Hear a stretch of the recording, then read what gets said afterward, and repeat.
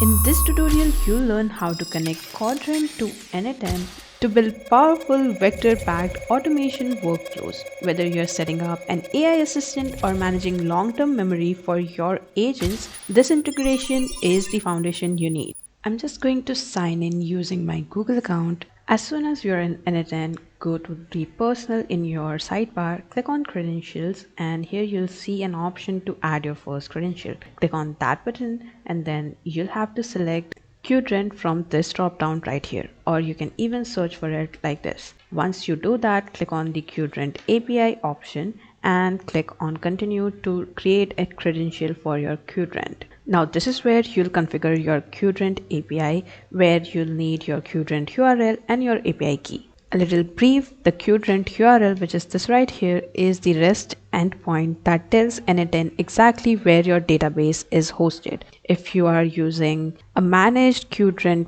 plot service, you can open up the dashboard and copy the direct URL. Let me just show it to you. So as you can see, I just created a new cluster in my QDRANT, and as soon as you do, your API key as well as cluster endpoint has been created. So all you need to do is copy both of these and add it into your N8N. It's pretty simple. The API key goes under this and the URL will go over here. Once that's done, you can click on this continue button and go to cluster overview. In case you have already created a cluster and want to access the API key, just open up your cluster dashboard, go to API keys, and there you'll find your API key, but you won't be able to copy your API key or URL again because that can happen only once. So instead you'll have to create a new API key by clicking on this button right here, where you'll give it a name, an expiration date, and the access of the cluster, whether it's read and write or read only operations.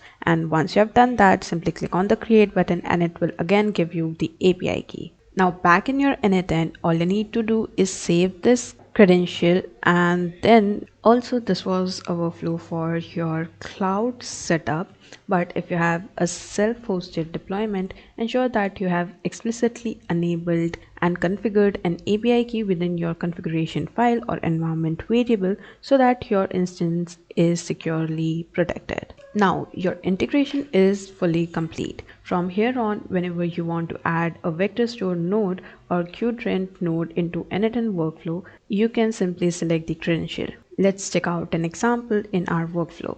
Go to workflows, click on this start from scratch, and then click on the add button over here, search for QDRANT, and then you can go right ahead, add any of the vector store. Or you have all these different kind of nodes. So I'm just gonna install all the nodes from these. Make sure you install these so that all of this can come in handy. It's an additional package for official integration with QDRANT.